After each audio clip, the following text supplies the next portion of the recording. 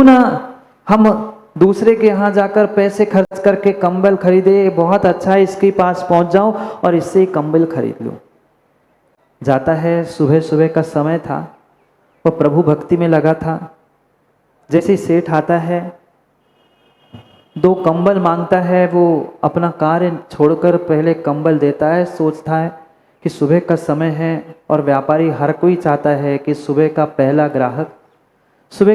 ग्राहक अच्छा हो, बोहनी अच्छी हो तो सब दिन अच्छा निकल जाए। वो भी अपनी पूजा पाठ छोड़कर आता है और नगर का सेठ उसको 2 कंबल देता है और यही उम्मीद रखता है कि सुबह का पहला ग्राहक है तो कम से कम सुबह का ग्राहक तो पैसे दे के जाए, उधार क्यों करे।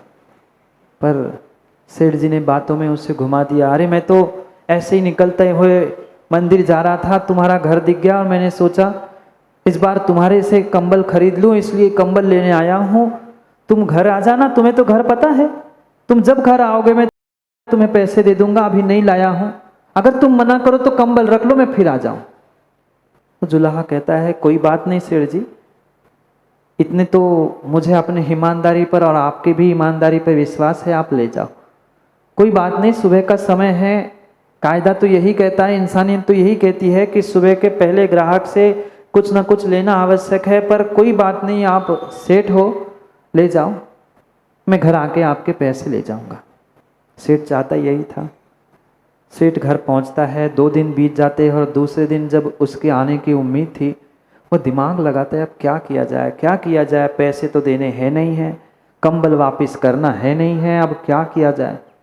मैं सोच ही रहा था, इतने में सुबह सुबह वो जुलाहा पहुंचता है सेठ के पास और सेठ से कहता है कि सेठ जी 2 दिन पहले आप वो कंबल, अब बेचारे से मुख से निकल भी नहीं रहा था, इतना बड़ा सेठ उसके दर पे जा पे सुबह सुबह पैसे मांगना कहाँ तक उचित है। पर क्या करे, गरीब था, वो सोचता है पैसे नहीं लूंगा तो कल के लिए व्यापार और कल के भोजन की व्यवस्था नहीं होगी। वो जैसे जैसे बने वो बोल ही देता है कि सेठ जी वो आप 2 कंबल ले गए थे परसों, उसके पैसे लेने के लिए आया हूं।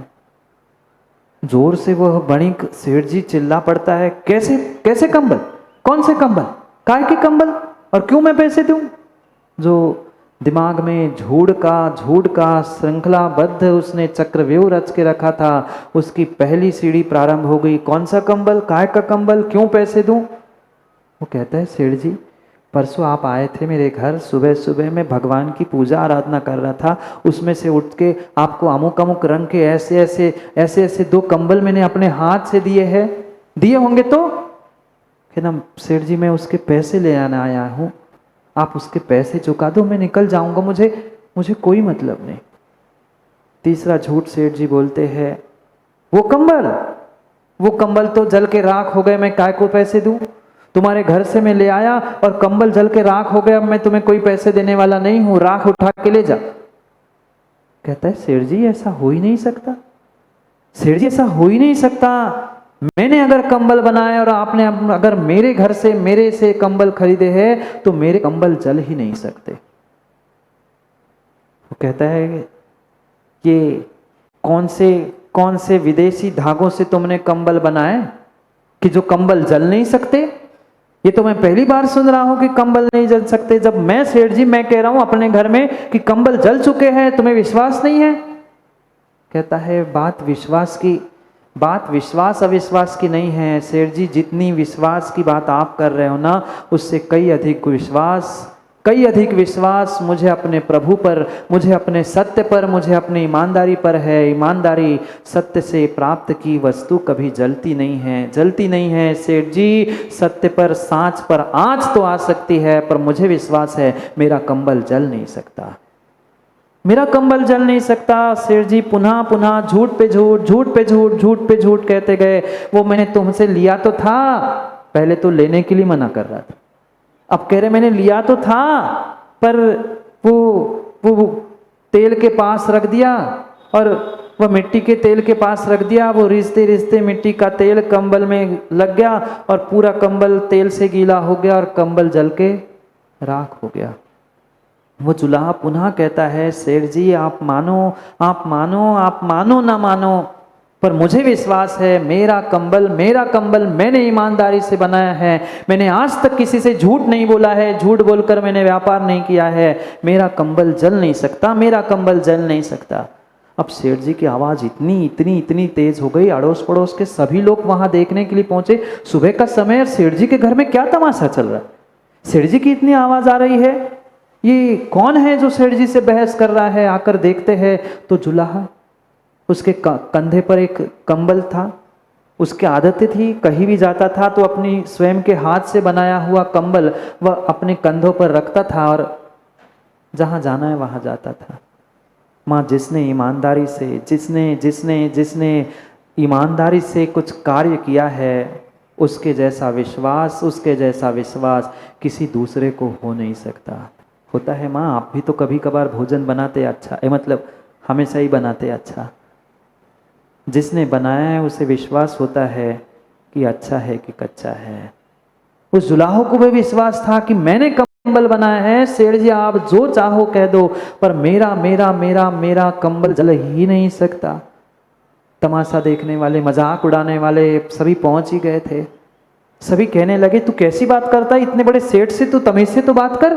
सेठ जी कह रहे झूठ थोड़ी कह रहे होंगे। वो कहता है झूठ मैं भी नहीं कह रहा हूं। अगर विश्वास नहीं, अगर विश्वास नहीं, अगर विश्वास नहीं है तो ले आओ सेठ जी के घर से मिट्टी का तेल, ले आओ मिट्टी का तेल सेठ जी के घर से। मेरे कंधे पर कंबल रखी है, कंबल नीचे डालता है मिट्टी का तेल सेठ जी चाह ही रहा था कि मैं ठग लूं, 2 फ्री के फोकट के हमें कंबल मिल जाए। मिट्टी का तेल ले आता है, पूरा कंबल गीला कर दिया जाता है मिट्टी के तेल से, पानी से नहीं, पानी से नहीं, मिट्टी के तेल से उस कंबल को गीला कर देता है और कहता है सेठ जी कोई दूसरा नहीं, कोई दूसरा नहीं, कोई दूसरा नहीं, मैं अपने हाथों से आग लगाकर दिखाता हूं।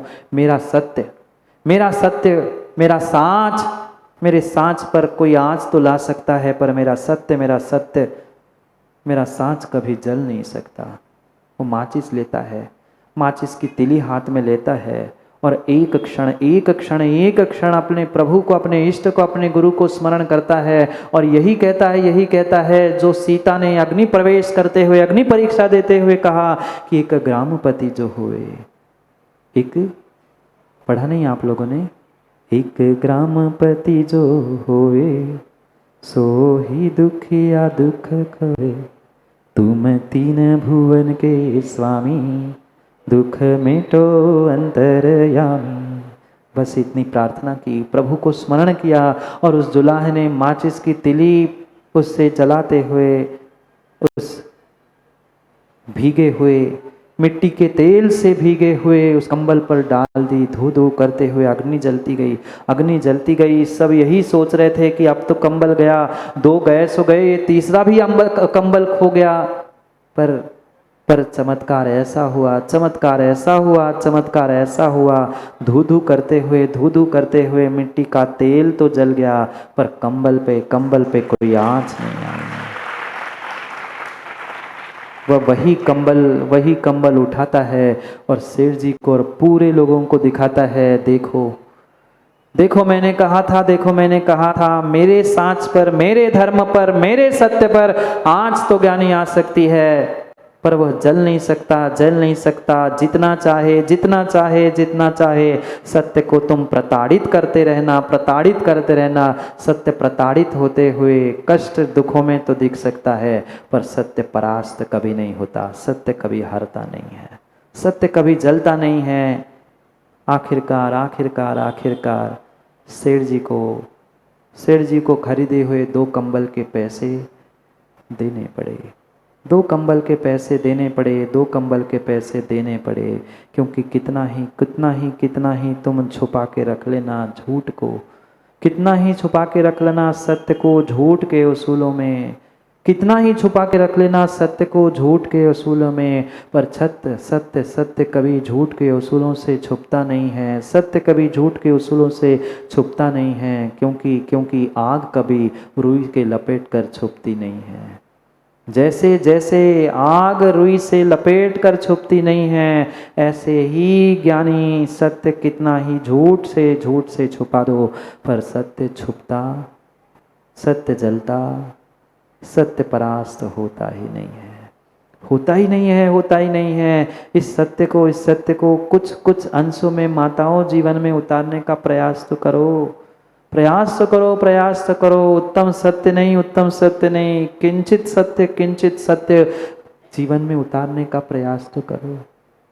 वे धरती के देवता, वे दिगंबर मुनिराज, वे मात्र सत्य वचन, सत्य भाषा ही नहीं, उनका जीवन, उनकी वृत्ति ही पूरी सत्य हुआ करती है।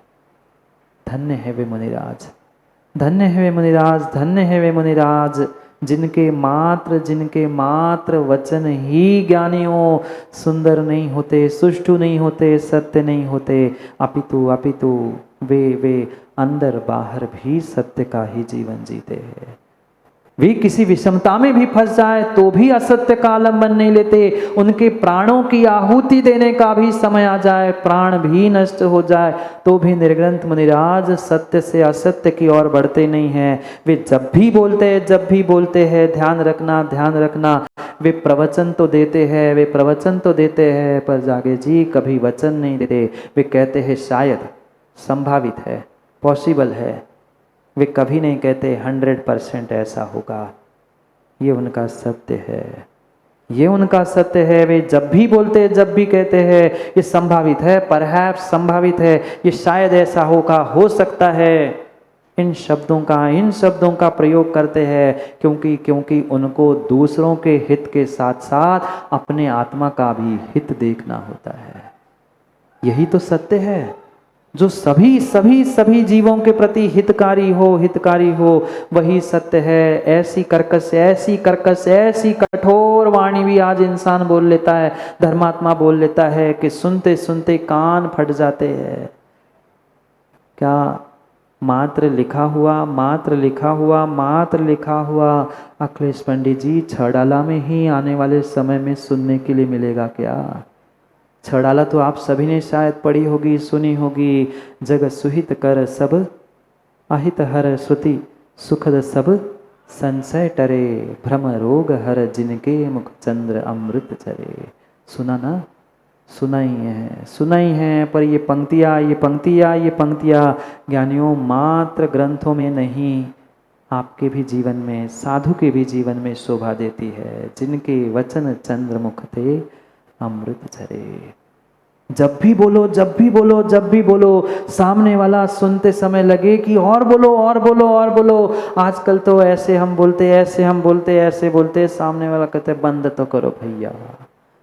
कब बंद करोगे? बके जा रहे, बोले जा रहे, कान पे हाथ रख के आखिर कहना पड़ता है भैया अब थक गए हैं, पक गए हैं, बंद करो। ऐसा बोलो, इतना मीठा, पर समझना, मीठा बोलने का अर्थ मायाचारी से मीठा नहीं, हृदय से अगर मिठास है, हृदय में मिठास है, सभी जीवों के प्रति प्रेम वात्सल्य है, तो कभी तुम्हारे मुख से गाली निकल ही नहीं सकती। अरे तुम धर्मात्मा बने हो, तुम त्यागी व्रती बने हो, आपको तो ज़्यादा बहुत सोच समझकर बोलने की आवश्यकता है। जितने व्रती बैठे हैं ना, ध्यान रखना, हमारे भाव, हमारी भाषा इतनी मीठी होनी चाहिए, ऐसा हमारा व्यवहार होना चाहिए, हर व्यक्ति तुम्हारे आगे पीछे घूमता हुआ मिले, ऐसा हमारा व्यवहार होना चाहिए।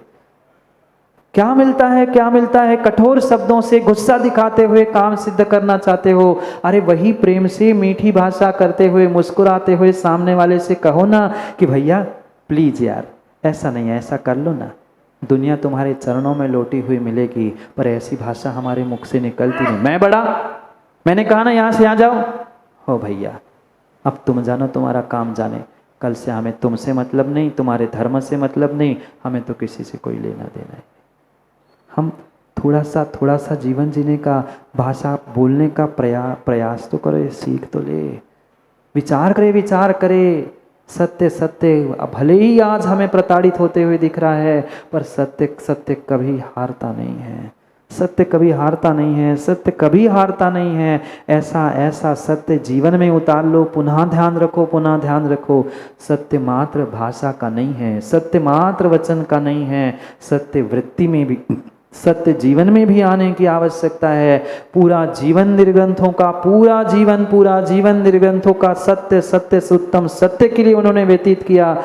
हम अंशों में ही सत्य, कम से कम धर्म में सत्य, कम से कम सच्चे देवशास्त्र गुरु के समीप पहुंचकर ही सत्य का आलंबन ले ले। पर क्या करे, पर क्या करे, पर क्या करे।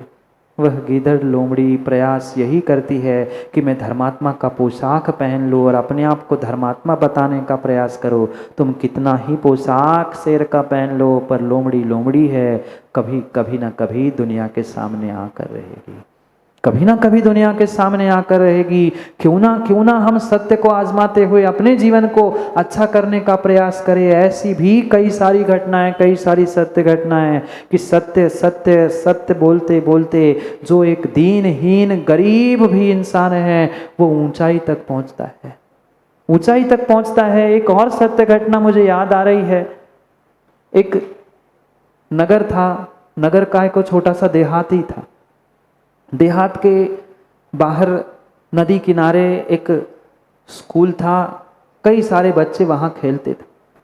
स्कूल के पास ही एक आम का बगीचा था और आम के बगीचा को ही लगकर राजा का राजमहल था। पुराने ज़माने की बात है, राजा का महल था। स्कूल मतलब उस ज़माने में चलती हुई चाहे पाठशाला हो, गुरुकुल हो, बच्चे वहाँ पढ़ते थे और पढ़ाई करते करते जब थक जाते थे, जब कोई उनको समय मिलता था, छुट्टी होती थी पढ़ाई के बीच में, वो खेलने के लिए उस आम के बगीचे में जाते थे। आम लगने वाले थे, आम कैरी के रूप में थे, कच्चे आम पेड़ पे लगे थे। गर्मी का समय था, बच्चे खेलने के लिए उस बगीचा में गए। बहुत सारे बच्चे वहाँ पहुँचते हैं और खेलते खेलते, वह स्वाभाविक सी बात है, जब पेड़ पे कैरी आम लगे हो तो माँ किसका मुंह नहीं ललचाए। नाम ही ले ले तो बहुत सारों के दांत खट्टे हो जाते। फिर ये तो बच्चे थे, बच्चों के भी मुंह में पानी आ गया और उन्होंने सोचा क्यों ना हम भी आज इसको तोड़ के खा ले। 4, 6, 10 बच्चे मिलकर गए। खेलते खेलते उन्होंने पत्थर उठाया और एक बालक ने पत्थर उठाया,